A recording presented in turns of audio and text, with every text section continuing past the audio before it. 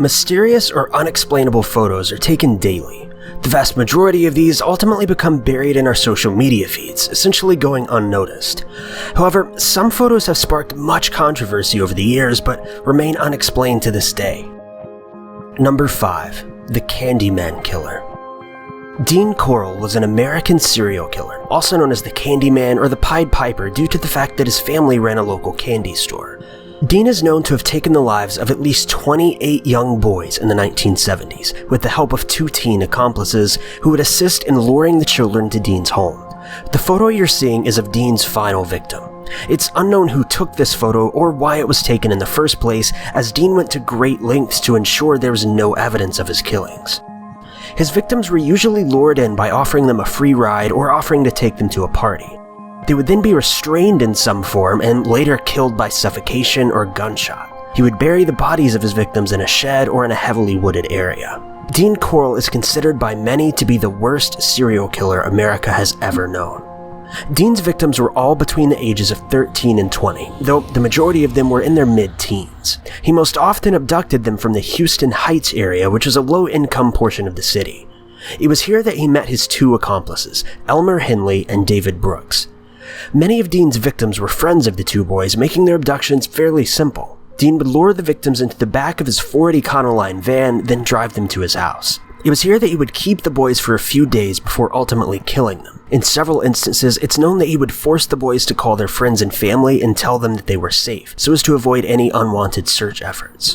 In 1971, David Brooks, one of the teen accomplices, introduced Elmer Henley to Dean. It's believed that Elmer was intended to be one of Dean's victims, however, Dean saw potential in Elmer and offered to let him live if he would help abduct other children. To further entice Elmer, he offered to pay him $200 for each child that he abducted, which was a huge amount of money at this time. Given that Elmer's family was in dire need of the money, he hesitantly accepted. This was an agreement that would later prove fatal for Dean. In August of 1973, Elmer brought a girl to Dean's house when he was not home. The girl was not intended to be a victim, however, when Dean found out about this, he captured the girl and Elmer both and drugged them. After they had awoken, Elmer was instructed to kill the girl. At first, he seemed to be okay with this. However, he quickly changed his mind, grabbed Dean's gun and aimed it towards him, screaming, "You've gone too far, Dean. I can't have you killing all of my friends." Dean stepped closer to Elmer, insisting that he shoot him, claiming that he wouldn't do it. However, he did. Elmer shot him 6 times, killing him where he stood. Elmer then released the girl, as well as one other victim, and phoned the police. Elmer later faced trial and was sentenced to 6 life sentences in prison for his crimes against the younger victims. He was not charged with the death of Dean Corll. Number 4. The Babushka Lady. The Babushka Lady is the nickname given to an unknown woman who was seen in photographs seemingly filming John F. Kennedy's assassination.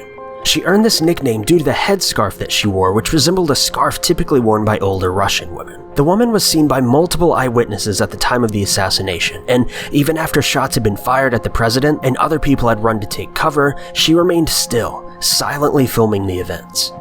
To this day, neither she nor the footage has ever been found.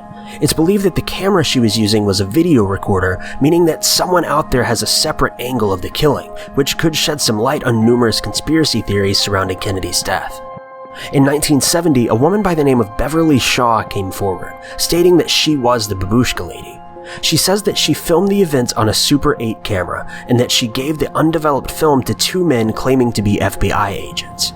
According to Beverly, she has no evidence of ever meeting with the men, who claimed to return the film to her within 10 days. Because of this, it cannot be confirmed whether or not Beverly is truly the Babushka Lady, though due to the lack of evidence, it's widely believed that her statements were false, and this footage is still out there somewhere.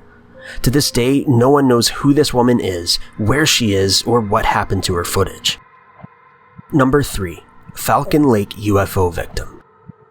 On the afternoon of May 20th, 1967, an amateur geologist by the name of Stephen Michalek stumbled down the highway, headed toward Falcon Motor Inn after a disturbing encounter with what he claims was a UFO.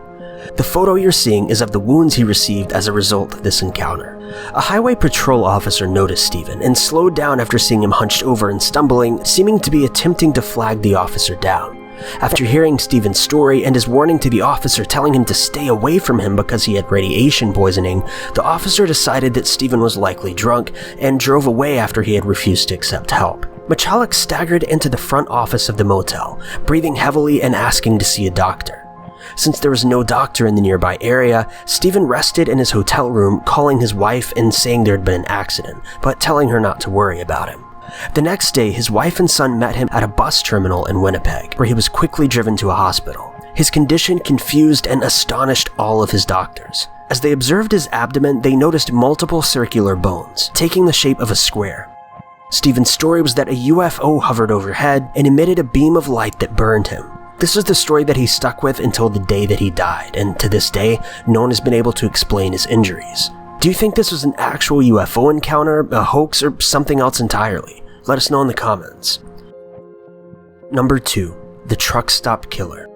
Robert Rhodes was an American serial killer who attacked and murdered over 50 women between 1975 and 1990, and the photo you're seeing was of one of his final victims, Regina Walters. This photo was taken just moments before her death. Rhodes was the victim of a fairly troubled childhood. He was raised by his mother as his father was overseas for the majority of Robert's life. However, he did return home as Robert was a teen, though shortly after this, he was arrested for his involvement with an underage girl and killed himself shortly thereafter. Robert naturally did not cope well with this. Robert joined the military in 1966, but was later dishonorably discharged for unknown reasons. He was then arrested later that year for theft. After this, he married on 3 separate occasions, having a child with his first wife. After his final divorce, he became a truck driver. Rhodes is especially notorious for his means of killing his victims. He converted his sleeper cab 18-wheeler truck into his own private murder chamber. On the morning of April 1st, 1990, a highway patrol officer noticed Rhodes' truck pulled over on the side of the road, with its hazard lights on. The patrolman went to investigate and found Rhodes in the vehicle with a restrained woman in the back, screaming for help. Rhodes was promptly arrested and the woman was freed. Rhodes was only ever convicted for the murders of 3 women, for which he received 3 life sentences. However, it's believed that he was behind over 50 unsolved cases involving an, at the time, unknown truck driver. He's currently 71 years old and resides in an Illinois state prison. Number 1. Madonna with Child UFO. We've all seen countless UFO photos, most of which turn out to be hoaxes. However, this 15th century painting has researchers baffled. If you look into the upper right corner of the painting, we can see a dark gray or blue object hovering in the air, emitting intense beams of light, leading alien theorists to believe it may be some sort of extraterrestrial UFO. The painting has been called the Madonna with Child, or the Madonna with Saint Giovannino, depending on the translation. Though there's much debate over who actually painted this portrait. The painting is believed to be of Madonna with infant Jesus and Saint John. In the background, we can see a man with a dog, both of whom appear to be gazing up at the object in the sky above them, the man even shielding his eyes from its bright light. Some believe that the object in the sky is meant to represent an angel, pointing to a biblical passage that reads, "Shepherds abiding in the field, keeping watch over their flock by night. An angel of the Lord came upon them, and the glory of the Lord shone round about them," which is from the New Testament book of Luke, chapter 2, verse 8. This is backed by the fact that a handful of other paintings from this time period depict similar scenes of shepherds gazing into the sky. However, if we look at some of these alleged paintings, we can see a huge difference in the hovering object. In all of the other paintings, the object is clearly depicted as a human-shaped angel, usually shown with wings or shown hovering atop of a cloud. However, if you take a look back at the Madonna painting, the object is clearly oval-shaped, taking on the appearance of a typical flying saucer UFO. It's possible we will never know the true meaning behind the floating object, be it an angel, a UFO, or God himself. However, it's interesting to note that the Vatican has actually recently acknowledged the possibility of life on other planets, stating that they too would be God's creations. So what do you think? Do you believe that this painting could depict an otherworldly visitor, or do you think it's just a poorly painted image of an angel? Let us know your thoughts. Thank you guys so much for watching. If you like this video, be sure to click that like button. Also, don't forget to subscribe and click that notification bell to keep updated with all of our videos.